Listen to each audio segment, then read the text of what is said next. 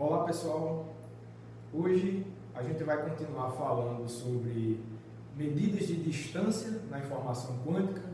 Na aula passada a gente viu a definição de traço da distância e hoje a gente vai ver outra medida de distância que é a chamada fidelidade ou fidelidade quântica. Tá? Na aula passada também a gente viu a versão clássica da fidelidade e agora também a versão quântica, né? Só lembrando um pouco mais, na aula passada a gente viu a distância de Kolmogorov, que dava origem ao traço da distância para a informação quântica, tá? E lá também a gente viu na teoria de informação clássica, a gente tinha a medida de fidelidade e agora a fidelidade quântica, também é uma extensão daquele caso, certo? Então vamos lá. Então, fidelidade quântica, certo? Então, a primeira informação que eu quero passar para vocês, antes de definir, é que ao contrário do traço da distância, a fidelidade quântica ela não é uma métrica, tá? Então, a fidelidade é uma medida de distância, mas não é uma métrica, certo? E sua definição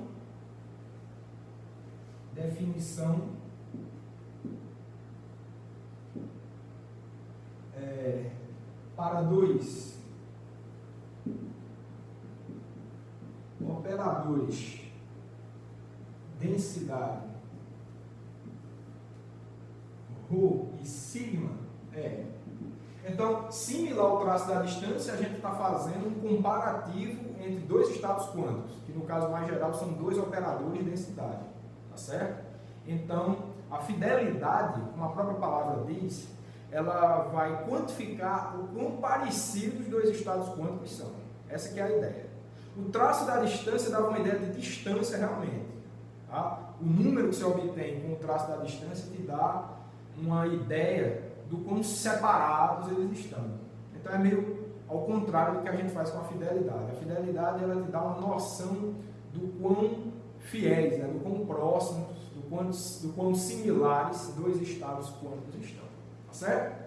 Então a definição é a seguinte, ó, F para esses dois estados, ρ e sigma, então uma F de ρ e sigma vai ser igual ao traço, certo? Traço da raiz da matriz raiz de ρ, tá? Sigma, ρ meio, esse produto aqui, tá certo?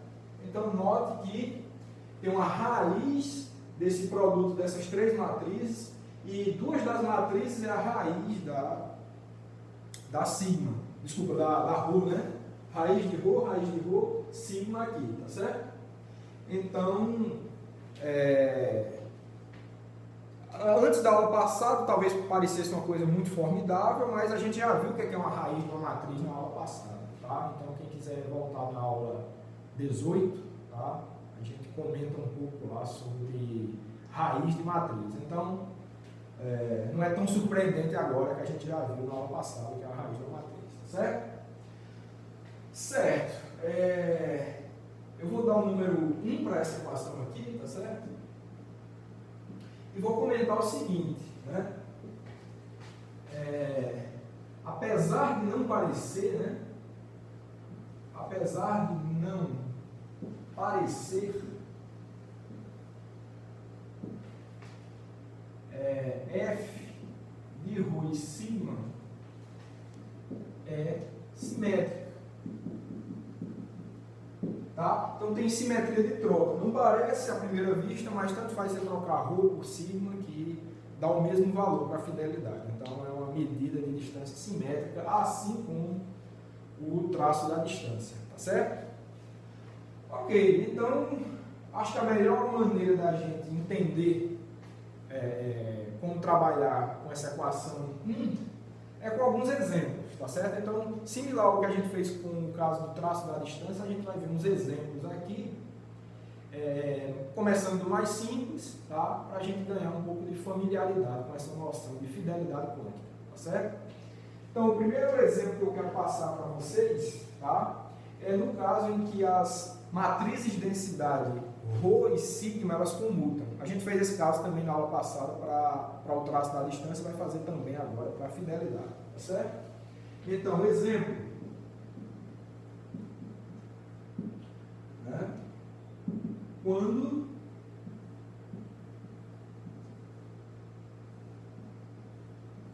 Rho e sigma comutam, tá? O que é que tem de interessante quando comutam? Eles são simultaneamente diagonalizáveis, tá? Eles têm matrizes diagonal na mesma base. Então, o que é que isso nos diz?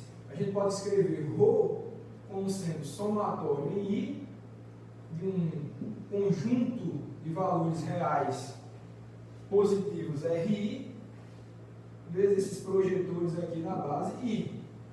E pode fazer uma coisa parecida para sigma, que vai ser um somatório em I. Ao invés de RI, vamos botar SI, tá? Valores reais positivos aí, na base I. Mesma coisa, tá certo? Substituindo na equação 1, tá certo? Vai ficar assim, ó, substituindo. Eu vou chamar 2, tá? Vou chamar essas duas equações de equação 2, tá? Então, substituindo 2 em 1, temos. O que a gente vai ter é o seguinte, que a medida de fidelidade, tá, vai ser dada pelo seguinte, traço da raiz, tá certo? Olha, como está tudo na mesma base, quando a gente for multiplicar, ó, vai ter raiz dessa matriz aqui, vai ser a mesma raiz, vai ser também uma matriz diagonal, a raiz de Rho, mas ao invés dos elementos da diagonal serem RI, vão ser raiz de RI, tá certo? Aí faz produto com os de sigma, que é SI, e de novo produto com raiz de Rho, que vai vir outros elementos lá, raiz de RI. Então, produto de 3 matrizes diagonal, a primeira com raízes de RI na diagonal, a segunda com os SI na diagonal e a terceira de novo com as raízes de RI, tá certo? Quando multiplicar tudo isso, pessoal, vai ficar uma coisa assim, ó. Vou botar na forma de operadores mesmo, vai ficar somatório em I, e vai ficar RI, SI somente, tá certo? Vou completar a base aqui, ó, mesma base, todo mundo diagonal, tá certo? Fica assim, tá? Vamos desenvolver isso daí, tá? Então, o que é isso aqui? O que é isso aqui? É traço de uma matriz que é raiz, a raiz de uma matriz que era o quê? Matriz diagonal com elementos RI e SI. Então, você tem uma matriz diagonal, todos os elementos da diagonal são produtos de RI com SI, mas você vai ter que tirar a raiz disso tudo, tá? Então, só para fazer aqui embaixo, rapidinho, né? Vou apagar, né? Essa matriz aqui de dentro do radical, ela é essa daqui, ó. RI, SI, tá? Vai até RN, SN, supondo que a dimensão é N, tá? 0 fora, tá certo? Mas a gente tem a raiz disso aqui, tá? Quem é a raiz disso daqui? É a matriz cujo produto dela com ela mesma, vai dar esse radical aqui de dentro, tá? Isso aqui está claro que é raiz de RI, SI, tá certo?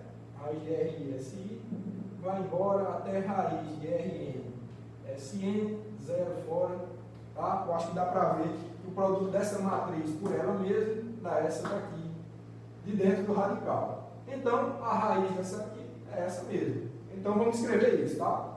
Vou apagar aqui para a gente escrever essa continuação, tá bom? Então, vamos lá.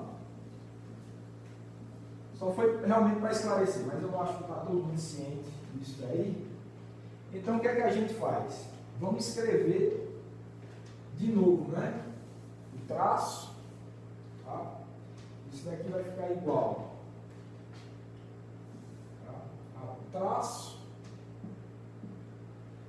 de somatório em I, a raiz de RI, SI, certo? De novo na base de I, certo? E o traço de uma matriz como essa é o somatório de raiz de RI e SI. Tá claro, né? Então isso daqui vai dar igual a somatório em I, raiz de RI, SI, certo? E o que é isso aqui? Olha, se vocês forem lá na aula passada, na aula 18, vocês vão ver que essa é exatamente a definição da fidelidade clássica que comparava duas distribuições de probabilidade. Tá? Nesse caso aqui, as distribuições de probabilidade seriam RI e SI, que são os autovalores das matrizes ρ e sigma, respectivamente. Tá? Então, faça de conta que esses autovalores compõem uma distribuição de probabilidade, tá? Com N possíveis resultados, né? Se você supor que a dimensão dessas matrizes é N. Então, é só ir lá na definição de fidelidade clássica na aula passada, que você vai encontrar que isso aqui é a fidelidade clássica para as distribuições RI, SI. E essa aqui fica sendo a nossa equação de número 3. Tá certo? Então, para o caso em que as duas matrizes que você está estudando a fidelidade entre elas comutam, tá? O resultado que a gente encontrou foi justamente que a fidelidade vai ser igual à fidelidade clássica, tá? De duas distribuições de probabilidade compostas pelos autovalores das matrizes que você está comparando. Tá certo? Então, esse foi o resultado. Tá certo? Então, que é a fidelidade, né, clássica para os autovalores. Tá certo? Que é a fidelidade clássica para os autovalores. Esse é o resultado que a gente obtém. Tá bom? Então, um caso bem simples, né? Mas foi bom que a gente já começou a estudar um pouco, ganhar mais familiaridade com essa questão de raízes quadradas de matrizes, né? Vamos continuar. Vamos ver o que mais que a gente tem para estudar sobre fidelidade quântica, tá?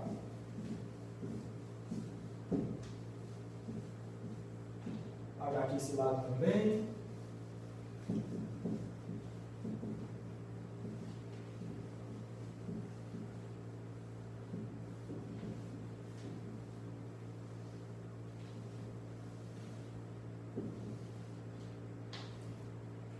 Bom,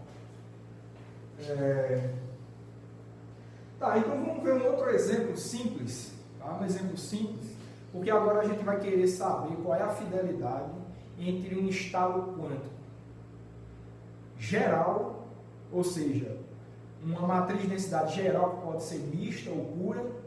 A gente vai comparar, vai fazer a fidelidade dela com um estado puro qualquer, tá certo? Então vamos lá. Então, outro exemplo aqui, tá? Fidelidade entre um estado puro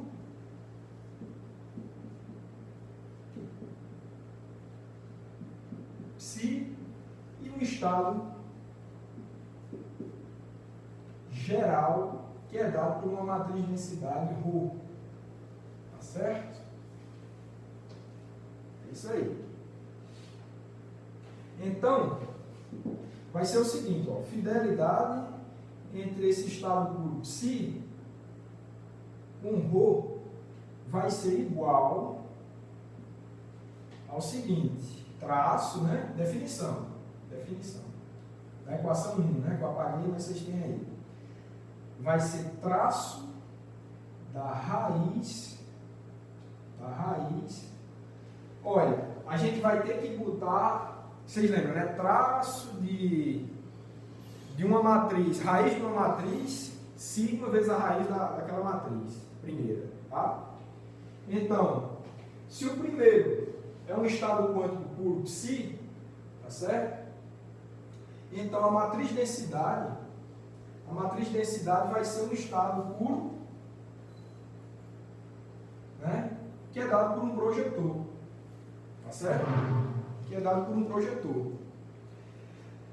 Mas você pode dizer, mas era raiz, eu vou botar aqui, tá pessoal, de novo a equação, né?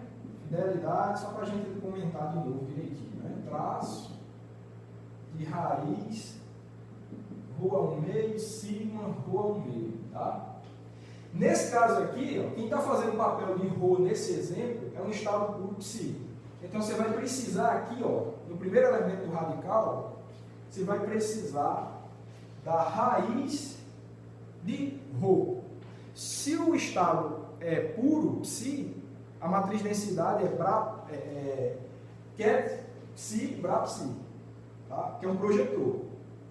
Mas você vai precisar da raiz dele. Mas a raiz do projetor é o próprio projetor. Porque se você se lembra, o quadrado de um projetor é o próprio projetor, então a raiz também é. Tá certo? Então vai ficar simplesmente a própria matriz densidade aqui. Aí depois vem o elemento do meio. Quem é o sigma aqui nesse caso? No sigma é a nossa matriz geral, ρ, aqui, tá? Então vai ficar ρ, psi de novo, que você vai repetir aquele ρ quadrado, a raiz de ρ aqui, né? Então vai ficar só isso. Prestem aí atenção, vocês vão ver que é exatamente isso. Tá certo? Bom, então, como é que a gente pode desenvolver melhor isso aqui? Olha, esse elemento aqui é um número, né? Isso é um produto interno ali, é um número, tá? Então a gente pode reorganizar isso aqui da seguinte forma: traço de raiz. Eu vou botar esse número aqui no começo, psi, ρ, psi. E esse cara aqui é um ket, ele pode passar por esse número e vir para cá, então vai ficar assim, ó. Psi, que fica desse jeito. Tá certo? Tá, então é raiz disso daqui, né? Isso aqui é uma matriz. Tem dentro aqui uma matriz, tá? Agora, qual a cara dessa matriz? Tá? Simples. Simples demais até, né? Primeiro que é uma matriz diagonal, tá claro isso. E segundo que é uma matriz diagonal com um elemento só, que a gente não tem soma nenhuma ali, tá? Então você tem uma matriz diagonal com um elemento somente na diagonal, que é justamente esse número aqui, ó. Esse produto interno de psi com um ρ psi, tá certo? Então, se você quiser imaginar essa matriz, é uma matriz que tem tudo zero e em algum lugar da diagonal você vai encontrar esse número aqui, tá? Qual é o traço disso? É o próprio número, tá? Então, mas tem a raiz, né? Tem a raiz dele, tá? E esse número, claro, ele é um número real positivo. Se está na diagonal de uma matriz de densidade, é um número real positivo, tá? Então, quando você tirar a raiz dessa matriz que eu comentei com vocês, que é toda zero, só tem esse número ali em um dos elementos da diagonal, vai ser de novo uma matriz desse tipo, mas ao invés desse número, vai ter a raiz dele, tá? E quando você for calcular o traço disso, vai ser esse número, a raiz de produto interno de psi com ρ psi, tá? Então, vou apagar aqui para não confundir, tá?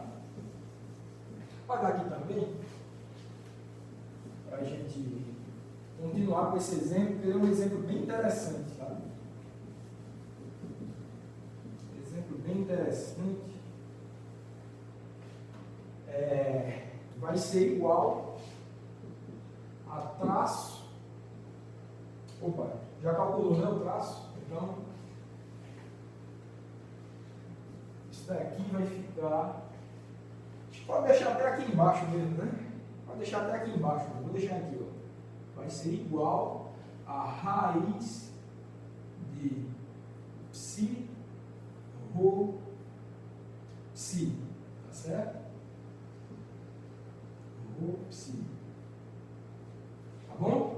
então o resultado é esse. Essa é a equação do número 4, tá certo?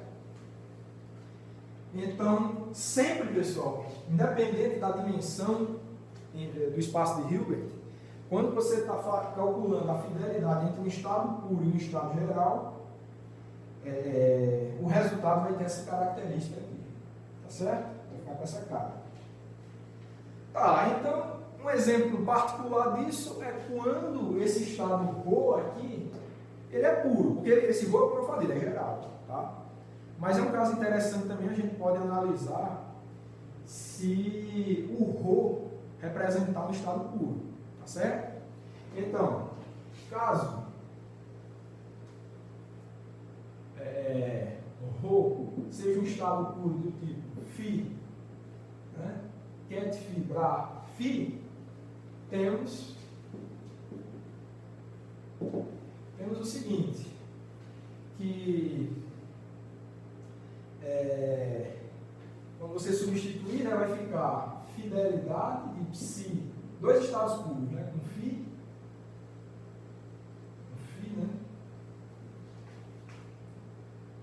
Isso aqui vai ficar igual a raiz, né? Raiz de Psi vai ficar Φ, Psi de novo, tá? Isso dentro do radical é o módulo quadrado desse produto interno, que vai ficar igual a raiz módulo quadrado de, você pode botar assim, Φ Psi, se quiser, tá?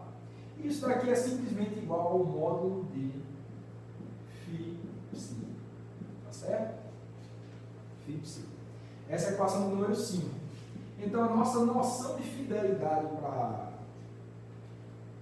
entre dois estados puros é simplesmente o módulo do produto interno entre eles, bem simples, né? Só uma coisa, pessoal, um comentário acho que é importante, né? Essa definição de fidelidade que a gente está vendo, tá? É a que a gente vê lá no livro que a gente está seguindo aí, a maior parte do tempo, que é o livro do Nielsen e do Schwann, tá? Que vou botar de novo a definição de fidelidade aqui, tá? Só para eu fazer um comentário sobre essa definição, tá? Traço, né? De raiz, né? Rho meio, sigma, Rho meio, tá? Essa é a definição que eu passei para vocês, foi a equação 1 de hoje, tá? De novo, essa é a definição que está lá, dada no livro do Nielsen e do Schwann, mas é muito comum, tá? É bastante comum, se você procurar na literatura fidelidade quântica, a equação que vai estar passada para vocês, vai ser passada para vocês em outros livros ou em vários artigos, é simplesmente o quadrado disso aqui, tá? Então, não tem uma definição única. Ou é o quadrado ou é do jeito que a gente vem definindo. Mas não tem problema nenhum, tá? Se for de um jeito ou de outro, é só calcular o quadrado, tá? Se fosse ao quadrado, essas coisas mudariam, né? Ficaria, nesse caso, ficaria Psi, Rho, ficaria só o produto interno, sem a raiz. Nesse caso aqui, ficaria o módulo quadrado, né? Entre o produto interno entre Φ e Psi. Tá? Que pela regra de Born, a probabilidade de um ser encontrado em relação ao outro, né, no início, então tem essa ligação, tá? Mas, de novo, não tem problema nenhum, eu só estou mencionando que, se vocês forem procurar outra literatura, é bem provável que vocês encontrem essa definição aqui de fidelidade e não a da equação 1, mas não tem problema, nada de mais, é só um quadrado a mais aí, que muitos autores gostam de colocar. Certo? Tá bom. Então, vamos continuar com o nosso estudo aí, tá? Vamos continuar com a definição que a gente vem fazendo desde o início, que é a do livro do Nielsen e do Schwann. Certo. Agora, um caso que eu quero ver com vocês...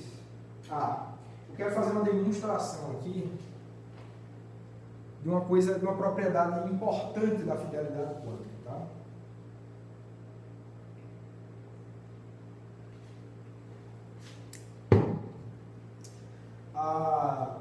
Na aula passada, quando a gente falou sobre traço da distância, a gente mostrou a propriedade, na verdade a gente conjecturou, tá? Pela noção geométrica, acho que foi no final da aula, exatamente no final da aula 18, a gente comentou, conjecturou que o traço da distância ele era invariante por transformações unitárias que os estados quânticos que você está calculando essa distância, né, eles possam sofrer. Tá? Então, dada um traço da distância entre dois estados, se você aplica a mesma evolução unitária nesses dois estados, o traço da distância não muda, ou seja, é invariante. Mas isso a gente não provou, a gente conjecturou e tinha bons argumentos para falar isso. Tá? Conjecturas, né? Nesse caso aqui da fidelidade, ela respeita isso também, só que não é uma conjectura, isso a gente vai provar agora, tá certo? Então, vamos provar agora que a fidelidade quântica, fidelidade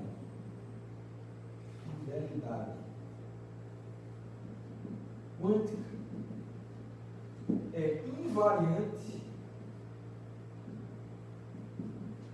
por transformações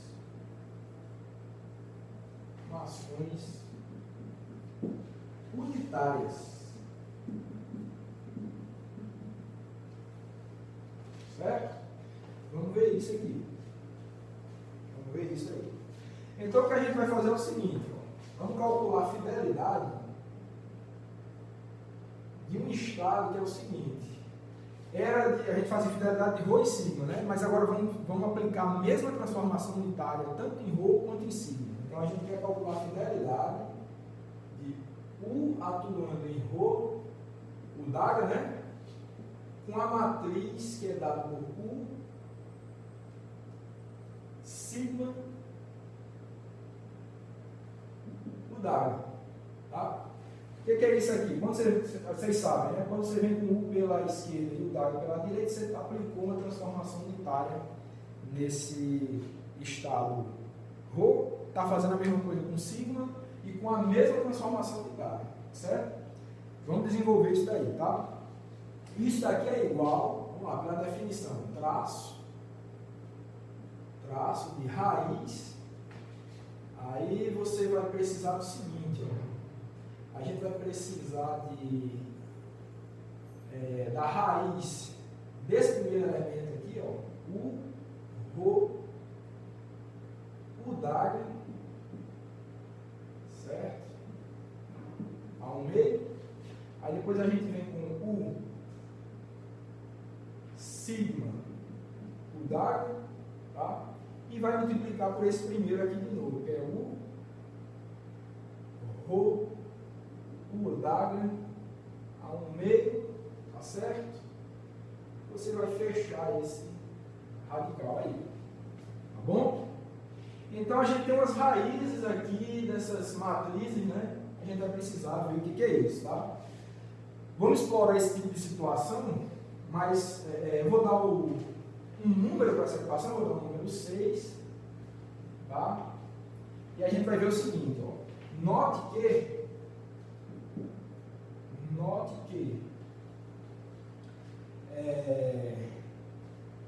raiz, vou fazer o seguinte, ó. Quando a gente calcula o seguinte, ó, U, fazer uma demonstração, tá, pessoal? U raiz de Rho, U Daga,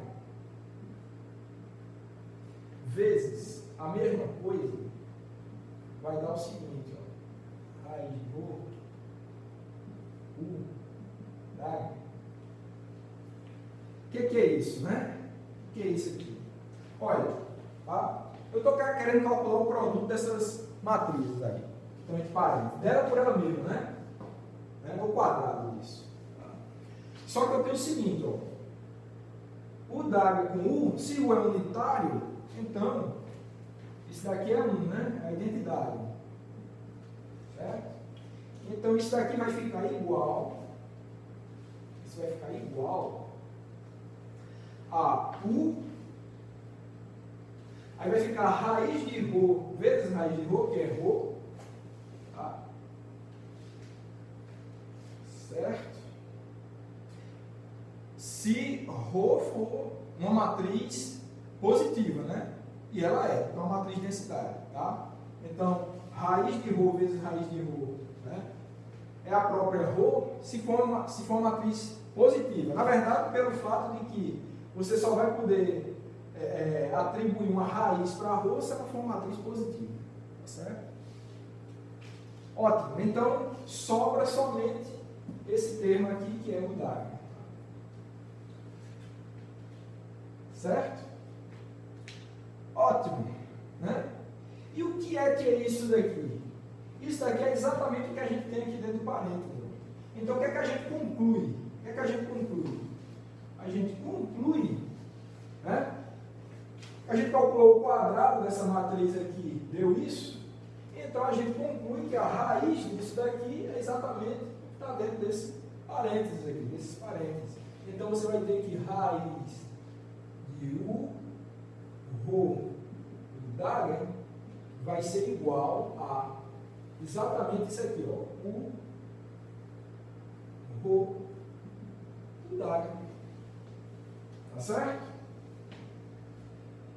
Então, informação útil para a gente calcular o que a gente tem aqui. Tá? Vou precisar desse resultado para calcular isso. Vou chamar esse resultadozinho aqui importante, né? De equação 7, e vamos seguir desenvolvendo a equação 6 agora, tá? Então, vamos lá, vou apagar aqui, tá?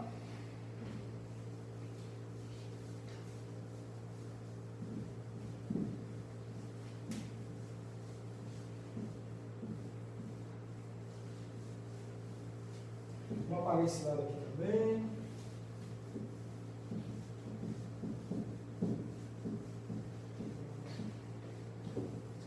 Vamos seguir para o nosso cálculo. Tá?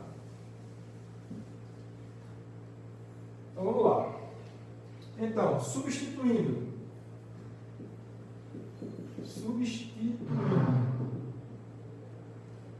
7 em 6,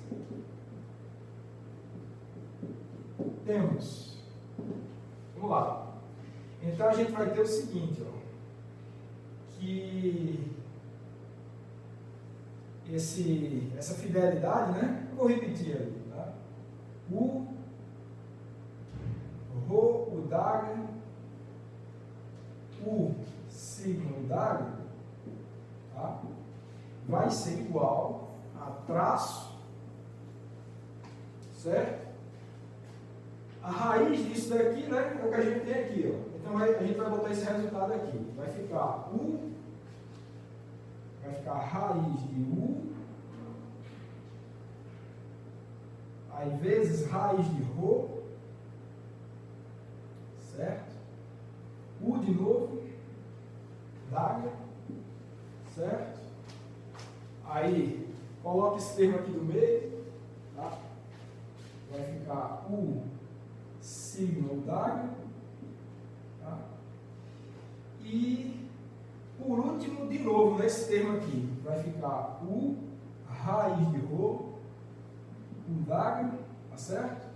E tira a raiz disso tudo, tá bom? Algumas coisas a gente pode simplificar, ó. O Dagger e o é identidade, o Dagger e o é identidade, então temos duas identidades aqui. Então, isso daqui vai ficar igual a traço de raiz de U. Aí fica raiz de ρ, né? Eu vou botar ρ assim, ó. Ρ ao meio, tá? Esse cara aqui. Vai ter um sigma que ficou sobrando aqui, ó. Sigma. Tem outra raiz de ρ aqui, então ρ ao meio. E tem um U Dagger aqui, né? Certo? Fechou. Tá. E agora?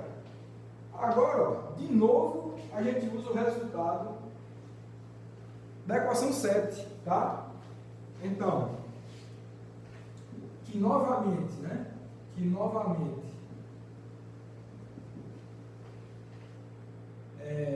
a partir de 7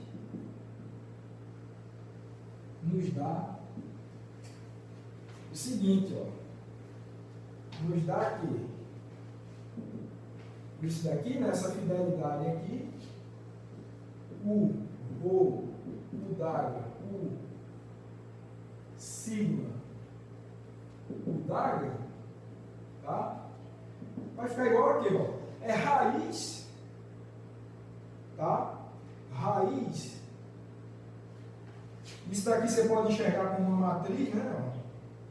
Esses 3 elementos aqui, ó, a gente pode enxergar como uma matriz, que é o que a gente tem aqui, ó, U, uma matriz, U d'água, né? U, uma matriz, U d'água, né? Isso vai dar igual a quê? Vai dar igual a quê? Ao traço, certo?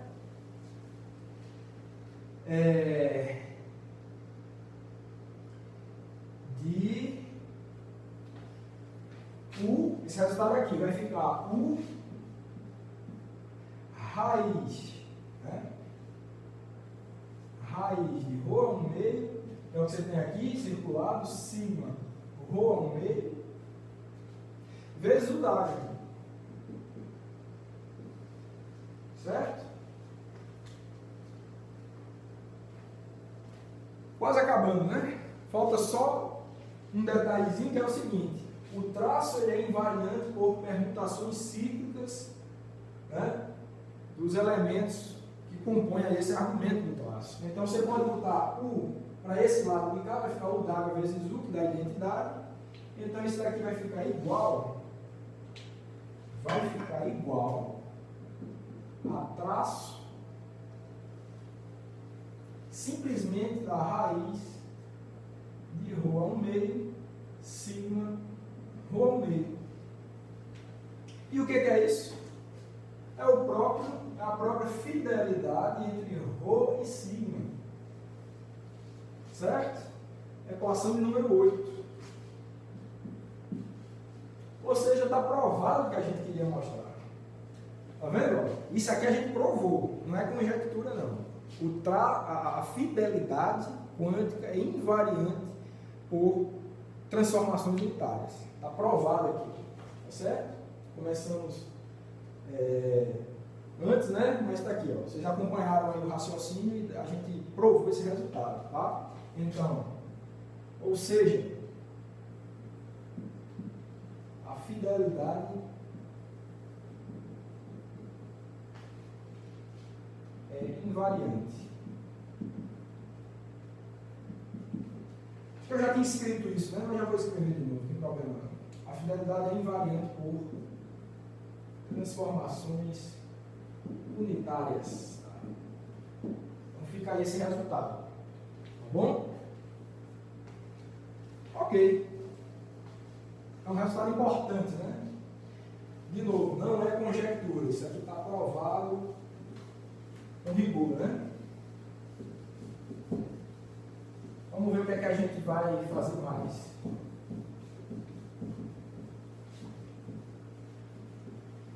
Tá?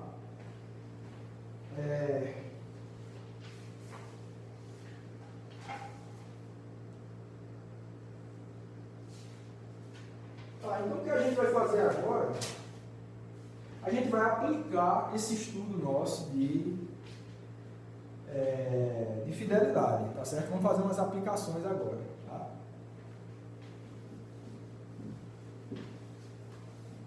Apaga esse lado também.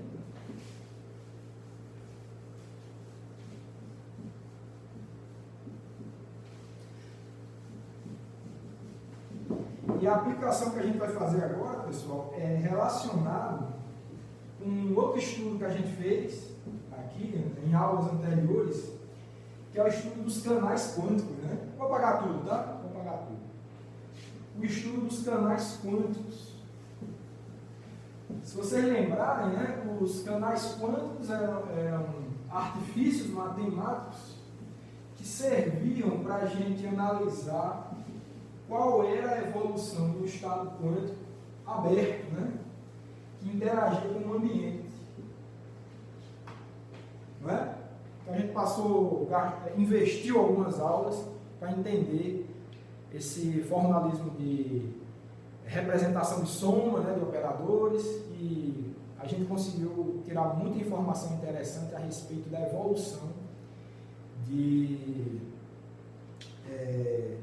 sistemas quânticos abertos, né? Você colocava ele para interagir com o ambiente, né, e via como que, de acordo com os tipos de interação que a gente estudou aqui, como era que esse estado quântico ele evoluía, tá certo? Bom, então, vamos ver como que esse estudo de fidelidade vai ajudar nesse nosso caso aqui. Antes de mostrar, eu quero dizer que a fidelidade ela vai fazer o seguinte papel, ela vai mostrar o quanto que um dado canal quântico perturbou o sistema inicial.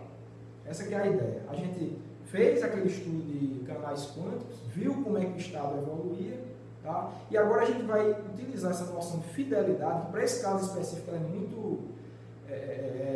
ela é bem interessante, eu diria que mais interessante até do que para esse caso, né, do que o traço da distância, quando a gente quer fazer um comparativo entre um estado de entrada e um estado de saída após a evolução conjunta com o ambiente, tá certo? Bom, então o que a gente vai ver como o modo com que, né, acho que é melhor assim, quando canais quânticos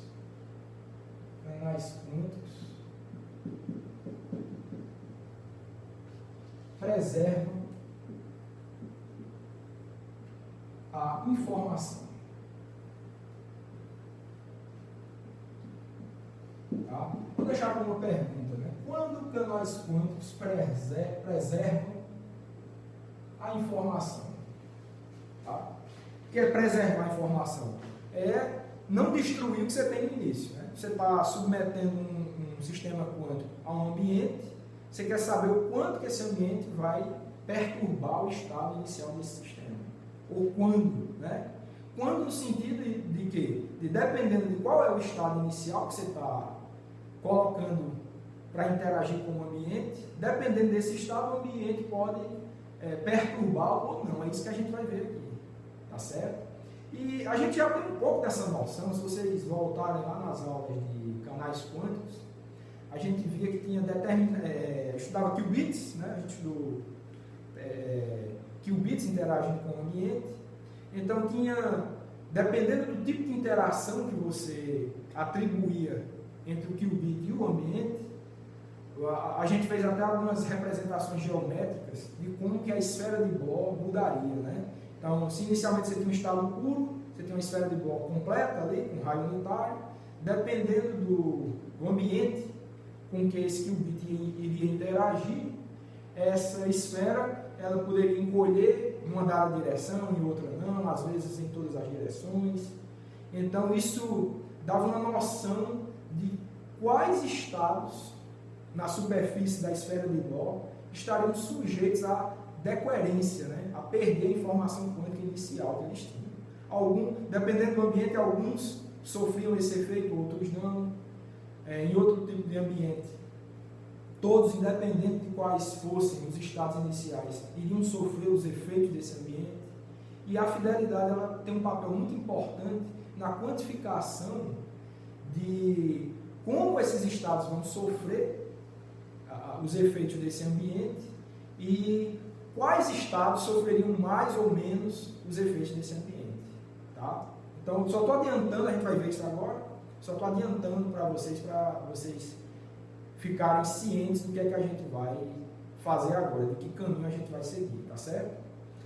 Bom, e como a gente está cheio de exemplos hoje, realmente é um método de aprendizado muito bom, a gente vai relembrar alguns exemplos que a gente fez por causa de canais quânticos, tá? Alguns ambientes específicos, e estudar a fidelidade entre o estado de saída e o estado de entrada em relação a esse ambiente que agiu nesse tempo intermediário entre o início e o fim, tá certo? Então vamos ver esses exemplos, tá? Então, vamos ver o caso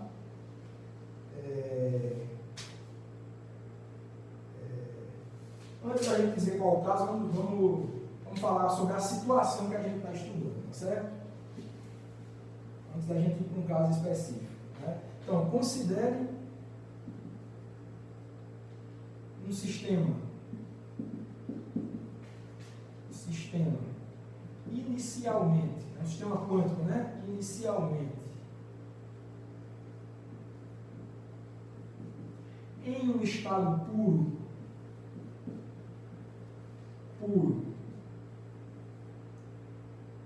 psi, que sofre,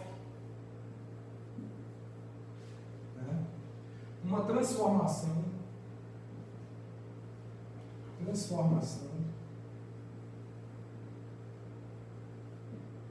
de acordo com o mapa, né? A gente chama de mapa, né? Que é um mapeamento que o canal quântico faz entre o estado inicial e o final. Então, no final, você vai obter um mapa desse estado inicial, tá certo? Só para lembrar para vocês, né? Puxa, que a gente tinha uma situação assim, ó, você tem um estado quântico geral no início, depois de interagir com o ambiente, você iria obter um mapa L-Rho, tá certo? E esse L-Rho, no caso mais geral, ele é um somatório, né, de JK, JK, Rho, JK d'água, né? A gente precisava encontrar quem eram esses elementos dessa representação de soma. Uma vez que você encontra, você saberia, por esse cálculo aqui, qual é o seu estado no final, tá certo? Esse é o caso geral, mas aqui a gente está, como é um exemplo, a gente está indo para o caso mais simples, que a entrada é um sistema no estado quântico puro. Então a gente está supondo agora, para esse exemplo, que a gente vai começar com o estado puro, tá certo? Se você lembrar do caso dos canais quânticos lá, a gente estudava qubits, né? Então, se é um estado puro, é um cara que está morando na superfície da esfera de Golgi, tá certo? Então, só para, no caso específico de qubits, seria essa situação, tá bom? Tá, então, a ideia é essa, né? Se aqui era Rho geral, tá certo? Aqui é um estado puro psi, que vai ser mapeado em E de Ket psi, Bra psi, tá certo? Então, vamos lá. Bom, tendo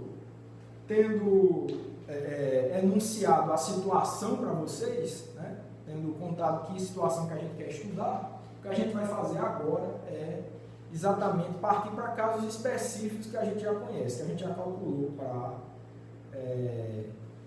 representações de soma, para canais quânticos, tá? Então, o primeiro caso que a gente quer ver aqui vai ser o caso do... Deixa eu ver o que eu preparei aqui. Vai ser o caso do canal inversão de bit, tá? Caso do canal inversão de bit. Esse é o primeiro caso que a gente quer tratar, certo? Não vou refazer tudo aquilo, está nas aulas anteriores. Não lembro o número da aula, é só vocês procurarem aí nas aulas que a gente já tem. Acho que está até no título da aula, canal inversão de bit. Quem não lembrar, vai lá que está a descrição toda. Eu só vou pegar os resultados e ver como que a fidelidade vai ajudar a gente a saber o modo com que esse canal afeta estados quânticos puros, tá certo? Ótimo. Então, só para lembrar, né, tá lá na aula, não vou derivar de novo, né? A gente tem o seguinte, ó, esse canal possui elementos, né? Tinha dois elementos. Quem são os elementos? São esses S aqui, né? Esses operadores, né? Que compõem a representação de soma, às vezes chamados também operadores de Krauss, etc. Tá? Então, existiam apenas dois não nulos, que era o E00, tá? Que vai ser igual a raiz de P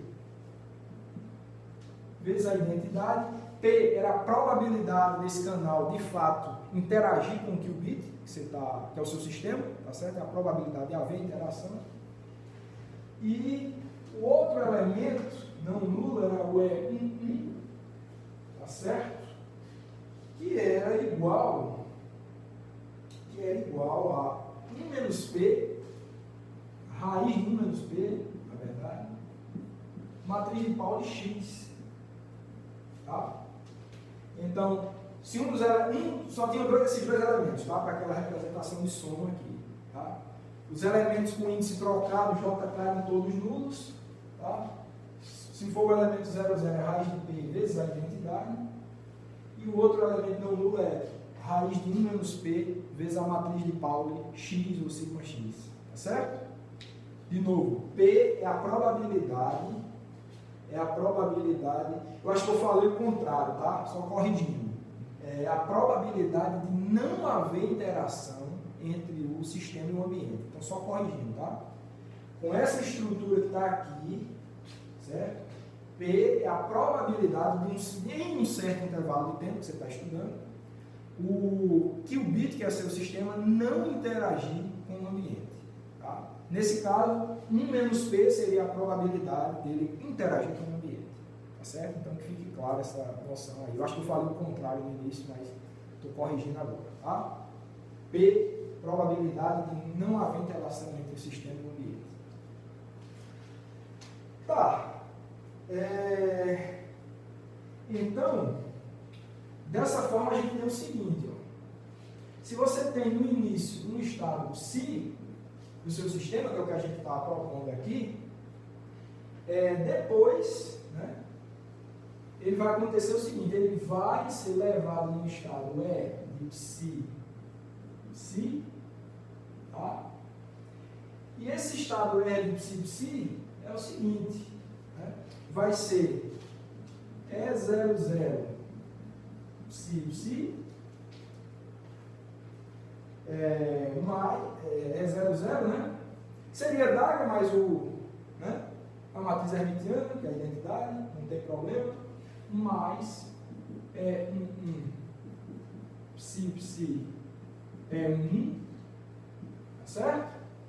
Também é hermitiana, não precisa do dado. Estou fazendo esse cálculo aqui, tá? Estou fazendo esse cálculo aqui para esses dois elementos da operação. Tá? Vamos continuar a ler. Tá? Então, isso vai nos dar o quê? Né? Isso daqui vai ficar igual ao seguinte. Isso vai ficar... Esse primeiro termo aqui, ó, tem raiz de P, vai vir de um lado e do outro, então vai ficar P. E é a identidade de um lado e do outro, então vai ficar a própria matrizinha aqui, psi. Certo? Mas, esse elemento agora vai vir de um lado e do outro, então essa raiz de 1 menos P vai ficar 1 menos P. E vai vir o operador de Pauli, que também é hermitiano, de um lado e do outro, tá? Vai ficar atuando aqui, tá? Vai ficar X, psi, X, tá? Não precisa de Dagger, que as matrizes de Pauli também são hermitianas, tá? Tá bom. Então, dessa forma,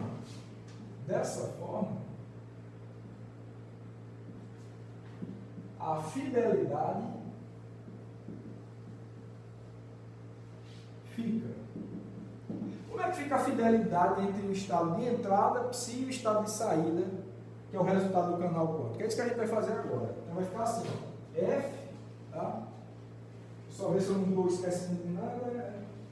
Bom, é isso mesmo. Vai ficar F de psi é psi, psi, tá? Isso vai ser igual ao seguinte, né? Olha, só para lembrar, isso é o caso em que a gente está calculando a fidelidade entre um estado puro e um estado que, no caso geral, é misto. Não um estado geral, misto. A gente já fez essa conta hoje, tá? A gente já fez essa conta hoje. Isso daqui é raiz, tá, de psi, tá? Seria o ρ, né? Que o ρ é essa... psi, psi, tá? Psi de novo, tá certo? Só para deixar claro, né? Só para deixar claro, para vocês conferirem que resultado que eu estou usando, tá? Só vou dar o número dessa equação aí para vocês.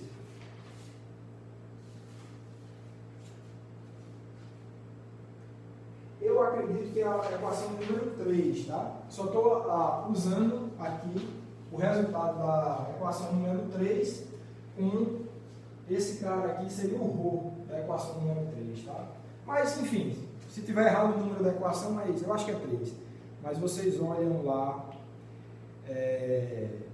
o caso, só voltar o vídeo, o caso da fidelidade entre um estado puro e um estado geral qualquer. Eu acho que é a equação 3, tá? Bom, então é só calcular isso daqui.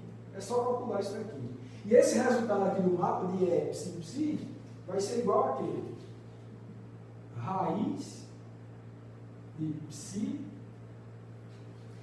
vezes isso daqui, ó. Esse cara é justamente o psi, psi que a gente tem aqui no meio, tá? Que é o estado final. Depois da interação. Então vai ficar P psi, psi, tá? Mais 1 menos P x psi, psi x, fechou, psi, e aqui a gente fecha esse radical aqui, ó. A gente fecha o radical, certo?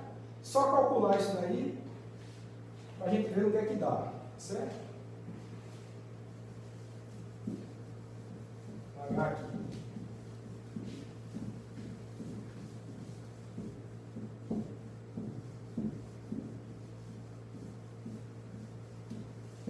A gente vai ver que esse cálculo aí está feia a expressão, mas é bem simples de calcular, tá? Ó, note que a gente está calculando um sanduíchezinho aqui de psi, psi, né? A gente tem P, psi, psi. Quando fechar aqui psi, psi, vai ficar 1, né? 1 vezes 1, 1. Então isso daqui vai ficar o seguinte, ó, que é igual a P, tá? Esse termo já foi mais, esqueci a raiz, né? Não pode esquecer a raiz. Então, a raiz de P mais, aqui a gente tem 1 menos P, vai fechar aqui, ó, 1 para psi, e vai fechar aqui também 1, que é psi. Então vai ficar dois produtos internos do tipo psi, x, psi. Produto dos dois, então vai ficar ao quadrado, né? Então vai ficar assim, ó, mais 1 menos P, que multiplica psi, x, psi. Só isso. Ao quadrado, né? Porque são dois. Tem um que fechou aqui, tem outro que fechou de lá. Vai ficar duas vezes esse mesmo produto interno, vai ficar ao quadrado. Certo? Ok. Então acabou. É isso daí. Esse resultado é interessante, tá, pessoal? De novo, o que é que a gente está calculando aqui? A fidelidade, tá, entre um estado puro e um estado resultante de um canal de inversão de bit, que é exclusivo de qubits, tá? Esse canal é para qubits, quando a gente derivou isso, né? E como resultado, a gente obteve isso daqui, né? A gente obteve isso daqui. Tá? E o que a gente pode tirar de informação relevante desse resultado? Olha, primeiro, a fidelidade ela vai depender tanto do P, claro, a probabilidade de interação, né? Esse P é a probabilidade, na verdade, de não interação, como eu comentei com vocês, tá? E depende também do estado inicial, tá? Então, eu esqueci dos números que eu estava dando para essas equações, eu acho que essa deve ser a equação, não sei, 6, eu vou dar o número 6, não sei se é 6, mas tudo bem, só para a gente visualizar, tá? Então, vamos estudar o que é que a gente obteve aqui, ó. No caso em que psi é igual a um x mais, tá? O que é isso? Vamos supor que o estado de entrada é um AP em x e vai sofrer a interação desse canal quântico. Olha, se fosse o x mais, se você substituir x mais aqui, você calcular esse produto interno vai dar 1, tá? X mais, x mais, esse produto interno vai dar 1. Ao quadrado é 1 também, tá? Então, no caso em que isso daqui, e mesma coisa para x menos, tá? Se você calcular para x menos, tanto A em x como W em x, o resultado daquele produto interno da equação 6 ali é 1, tá certo? Vai ser 1. Então, na verdade, o quadrado, né? O quadrado é 1, porque se for x menos aqui, se fosse x menos, o produto interno dá menos 1, mas ao quadrado dá 1, tá? Então, nesse caso aqui, em que psi é mais ou menos x mais, da equação 6, temos que a fidelidade entre os estados vai ser, vou botar aqui embaixo, vai ser F igual a raiz de P mais 1 menos P somente, né? Vai cancelar e vai ficar igual a 1. Vai ficar igual a 1. Equação de número 7. Eu acho que já foi a 7, né? Só vou corrigir, pessoal. Eu acho que essa aqui era a equação 8, tá? E essa aqui é a 9. Eu acho que é isso. Acho que eu já lembrei que eu escrevi a equação 7 ainda nesse vídeo, tá? Então, da equação 8. Tá? 8. Eu acho que é isso. Mas o importante é vocês saberem qual equação eu estou falando, tá bom? Então, deu o resultado de fidelidade 1. O que é que significa fidelidade 1? Fidelidade 1, pessoal, é o máximo da fidelidade. O que é que significa? Os estados não mudaram. Eles são iguaizinhos no início e no final da interação. O que é que isso quer dizer? O canal inversão de bit, ele não interfere, ele não perturba estados do tipo mais ou menos x mais e x menos. Up e down em x não são perturbados por esse tipo de qubit, ou por esse tipo de canal quântico, desculpe. Tá? Será que são todos os estados puros? Não, né? Não são. E a gente vai ver. Se você voltar lá na aula, eu já até comentei sobre isso, mas a fidelidade ela mostra muito claramente isso. Tá? E note que independente de P, né? Pode ser o P que você quiser, a probabilidade de não interação ou de interação que você quiser, o estado x mais e x menos, os estados x mais e x menos não são perturbados por esse tipo de ambiente de interação.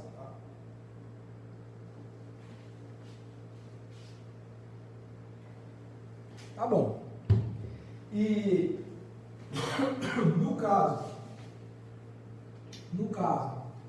em que psi é igual, por exemplo, a z mais ou z menos, temos. Aí você coloca z mais e z menos aqui, tá? Esse produto interno, tanto faz para z mais e z menos, vai dar 0, tá? Só calcular. Dá 0, então esse termo inteiro morre. Então você vai ter que a fidelidade vai ser igual a raiz de P. Vai ser igual a raiz de P. Então, P, é só lembrar, é a probabilidade de não interagir.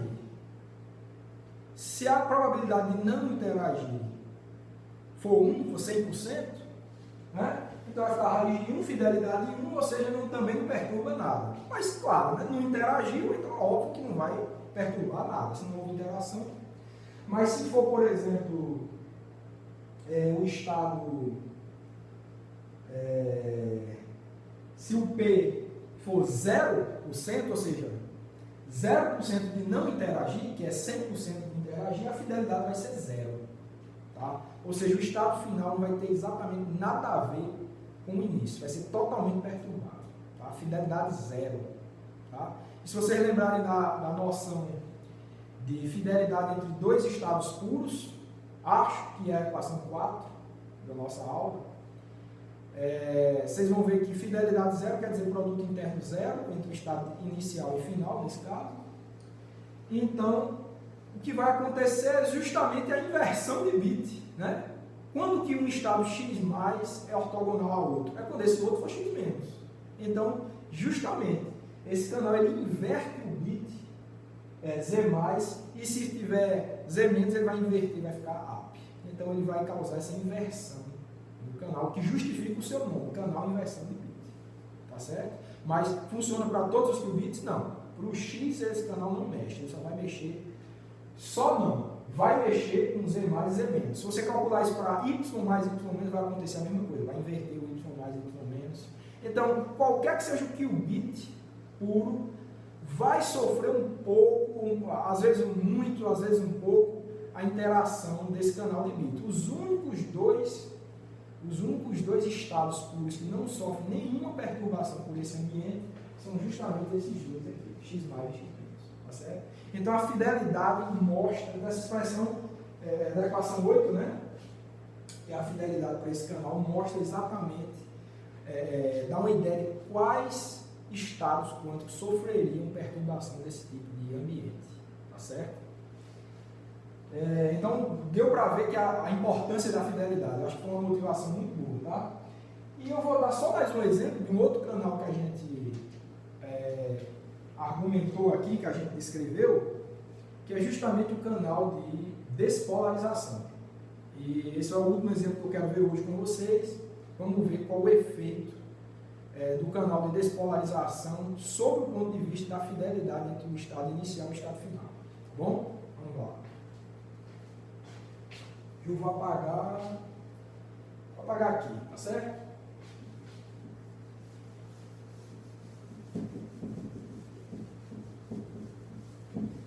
Então, vamos ver o caso do canal de despolarização.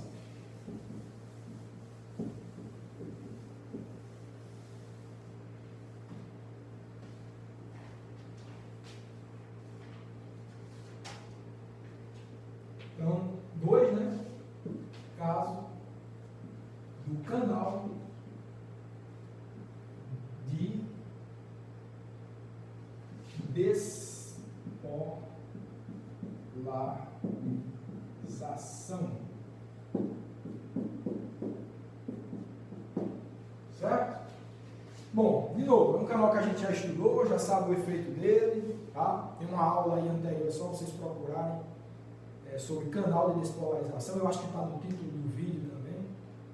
E a gente só vai pegar os resultados daquele canal, o modo como ele interfere nos qubits, que é para qubits também, e vamos calcular a fidelidade, de novo, entre um estado puro, psi, na entrada, que sofre a interação de uma despolarização, com o estado de saída. Vamos fazer essa fidelidade, fazer esse comparativo entre esses dois estados, inicial e final. Certo?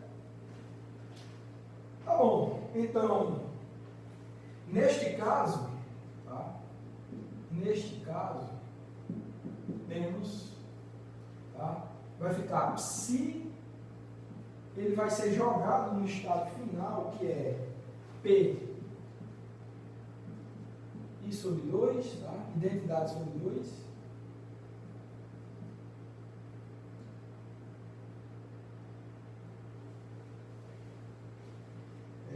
Mais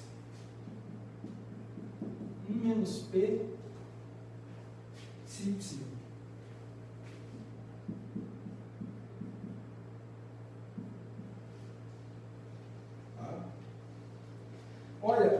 contrário ao caso passado, tá? Deixa eu só apagar aqui, vou apagar aqui também. Vou comentar um pouco sobre esse canal, né? Mas realmente tudo sobre ele eu falei, ou pelo menos o que é importante sobre ele, eu falei na aula de canal de despolarização, tá? Mas eu só queria fazer uma lembrança, né? Que o canal de despolarização está lá na aula, tá? Dessa aula aí. Ele leva um estado ρ qualquer, num estado P, identidade sobre 2, mais 1 menos P, ρ, tá certo? Então, olhando para isso aqui, né, a única mudança que eu fiz aqui é porque o ρ inicial realmente, para esse caso, é o ρ do estado puro, né? Só isso, eu só substituir ρ por psi. Tá? Então, quando a gente olha para essa expressão aqui, ou para essa, o que a gente tem em mente é o seguinte: P é, nesse caso, contrário ao outro, por essa definição que está ali, contrário ao caso passado, P é a probabilidade de haver uma interação. Tá? E 1 menos P é a probabilidade de você manter o estado. Tá? 1 menos P mantém o estado, P perturba, vai em direção aqui, ó, ao estado I sobre 2. Identidade sobre 2, se vocês lembrarem, é o estado completamente misto.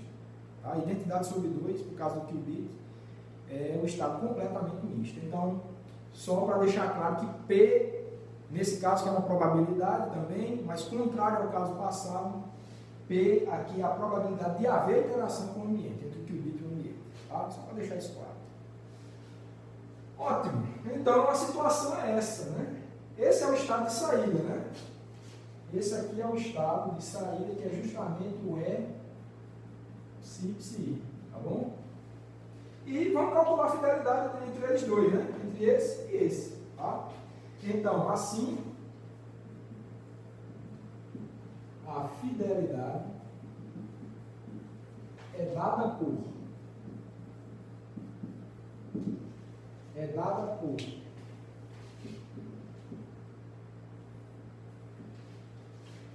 vai ficar assim, ó. Vou apagar aqui, tá?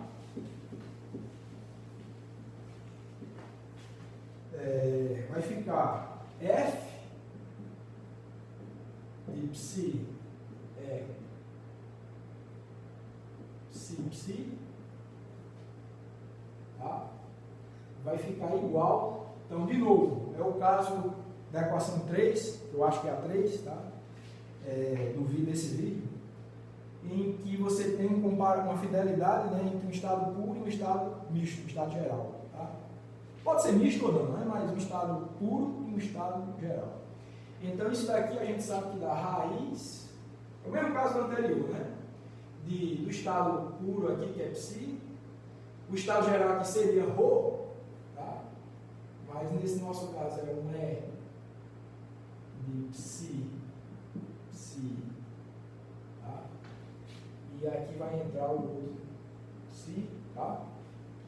Só fazendo menção à equação 3, isso daqui seria o ρ. E vamos calcular e ver que é simples, tá?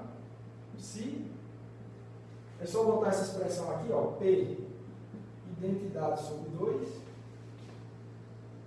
mais 1 menos P, psi, tá? Fechou, psi de novo, fechou o radical aqui, e vamos fazer essa conta que é fácil, né? Facílimo. Que é igual a raiz. Olha, para esse termo aqui você tem uma identidade, então vai ficar, ó, produto interno de psi com psi, que é 1. Então vai ficar somente P sobre 2 aqui dentro. Tá? Esse aqui, ó, você tem esse projetor psi, quando você fizer o sanduíche de psi com psi, vai dar 1 também. Então vai ficar mais 1 menos P. Só isso.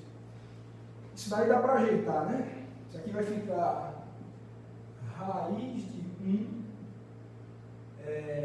menos P sobre 2. Raiz de 1 menos P sobre 2. Então esse é o resultado da fidelidade. Alguma coisa interessante? É mais simples que o outro, né? Mas a primeira coisa interessante que a gente vê aqui é que esse canal, ele independe do estado psi inicial, não depende de psi. Só depende da probabilidade de interação. Tá certo? Só depende da probabilidade de interação. Aí é o seguinte. Bom, os comentários que a gente tem é o seguinte. Se independe do estado inicial, tá? Todos vão sofrer o mesmo efeito, só dependendo da probabilidade de interação. Isso quer dizer o seguinte. É um canal simétrico, né? Se vocês forem lá na aula de canal de despolarização, eu comento isso. Ele é um canal simétrico no sentido que ele afeta igualmente qualquer dos qubits puros. É aquele caso que a esfera de Bohr, com raio unitário, ela vai encolher em direção ao centro dela, né? Que é um ponto. Tá? Então, a tendência é que qualquer que seja o estado puro, com o tempo, né? Aquele que vai aumentando, esse estado puro vai colapsar para o centro da esfera de Bohr, que é representado pelo estado completamente misto. Tá certo? Isso, de novo, é simétrico porque independe do estado inicial. Tá? No caso anterior, do inversão de bit, você tinha a esfera de Bohr, se você lembrar lá na aula, ele virava um elipsoide, né? Ela encolhia, a esfera encolhia somente nos eixos Y e Z, encolhia no plano Y e Z, mas o eixo X da esfera era intacto, ficava intacto. Né? Então isso virava um elipsoide. Tá? Aqui você tem não vira elipsoide, a esfera ela encolhe simetricamente em direção ao centro. Tá? Então é a característica do canal de despolarização. Certo, se P for zero, tá? Nesse caso, P é a probabilidade de interação.